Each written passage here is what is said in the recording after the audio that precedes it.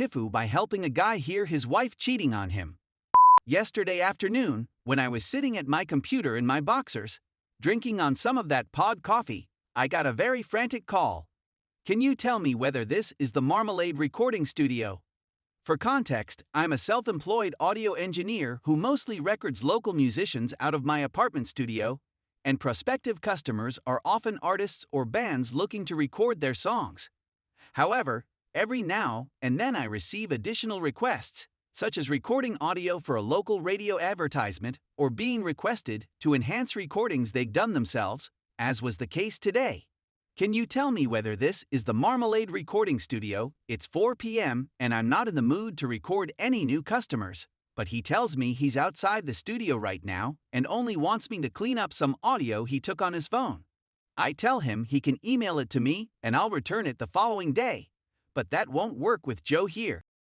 I've been concerned that my wife has been cheating on me with our neighbor, he says, sounding frantic. He then tells me about how he began an audio recording on his phone, buried it in his bedroom, and departed for work. When he returned, the phone had saved roughly 6 hours of audio. He got back into his vehicle and waited in his driveway for a minute, composing and prepping himself before connecting his phone to Bluetooth and starting to play this tape while driving about aimlessly. He claims to be hearing his wife groan and that there may be a male voice in there as well, but that the audio has to be better so he can be certain.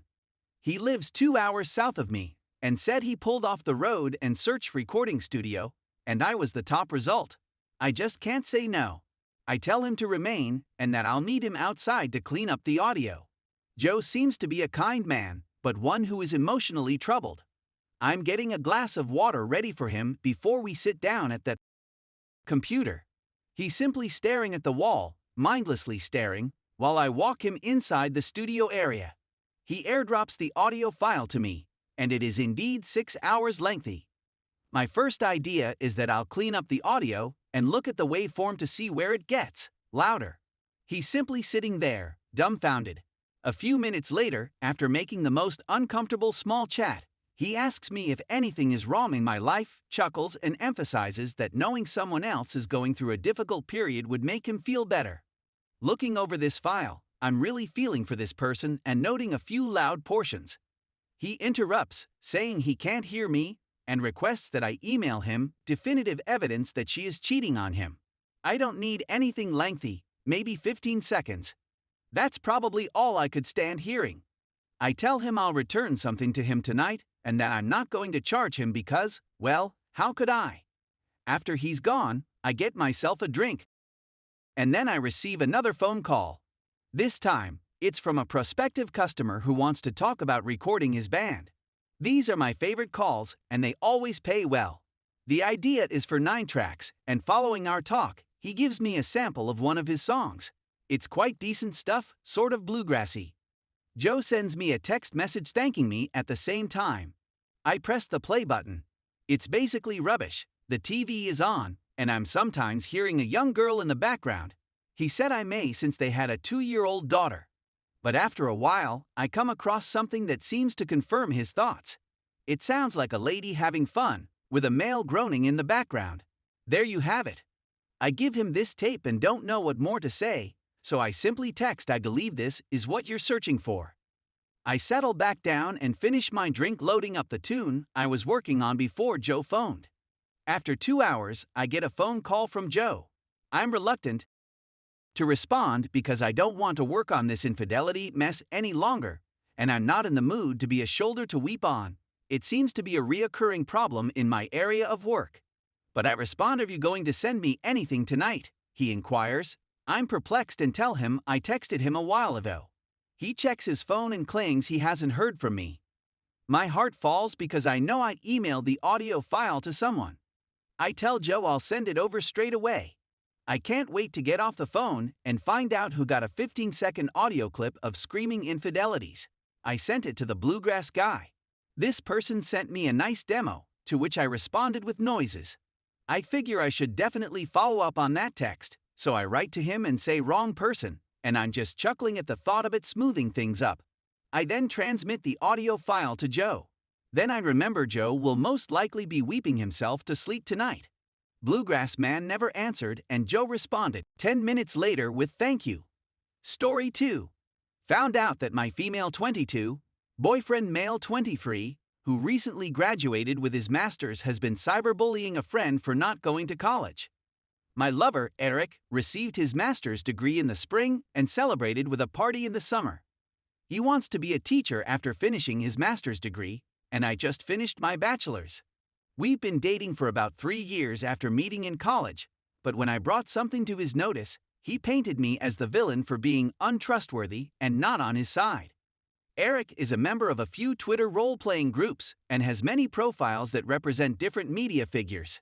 He's also like D&D, but his passion is creating tales for the role-play group, and although I'm not a member of the group, I follow the accounts and sometimes keep up with his plots.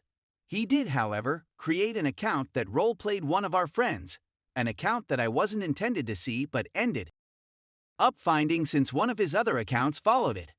Long story short, there was a man called Evan in his D&D group, and Evan would often ask his younger brother, Todd, to join in on the fun. I've played D&D with the group a few times, and Todd would often assist in bringing it to life by sketching characters whatever my boyfriend imagined, which I always thought was fantastic.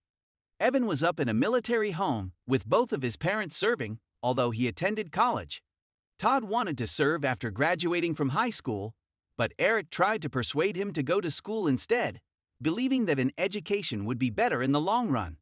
Todd, on the other hand, was determined to enter the military after graduation. So he chatted to Evan to get him on his side, but Evan reminded him that the decision is ultimately Todd's, and that both college and military have advantages, so neither would be a poor option. However, when an accident prevented him from joining the Army, Eric expected to go to college like Evan, but instead chose to take an internship via a connection his father had, which led to what transpired lately. Eric created a Twitter account that impersonated Todd, but unlike other roleplay accounts, he made it appear like Todd's real account and used it to mock him. He obtained images of Todd and used them to construct memes that mocked him for not going to college, such as calling himself dumb or wanting hand-me-downs, to name a few, and he also made postings about Evan and his family, which prompted me to contact him. When I told him what I witnessed, he stated that everyone sucks up to military families, and that they get a pass for being retired, and that Todd got what he deserved with his disability. He further said that they are poor enough to possibly receive free education, proving he was correct all along. But when I told him I couldn't believe what he was saying, he asked, "What do you expect?" And that he'll be a teacher who clearly values education, but he didn't stop there. He also claimed that I was inconsiderate since he has ADHD and uses Twitter to express himself. But I told him it was no explanation for what he did and that he should remove it, but he refused and ordered me to mind my own business. We had disagreements previously, but he'd never told me off like this before, and he claims that venting on Twitter helps him be a better person in real life because it empties his fury. When he speaks to Evan at D&D, he will express his thoughts, but never as harshly as I saw on Twitter.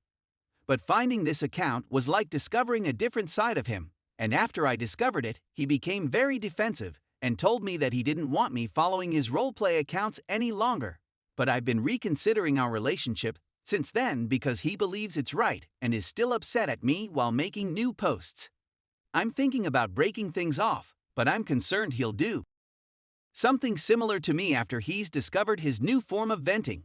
At the same time, I don't care if he does it to me, but I'm curious if anybody has dealt with something similar and how to cope with separating yourself from someone like him who utilizes social media to do what he did. For example, he mentioned he went to Todd's family's accounts to collect images from there as well, and I'm scared he'll harass the accounts of individuals close to me, which is why I'm also considering shielding myself from that. Is there anything more I need think about before informing him my intentions to ensure my safety, other from what I'm thinking?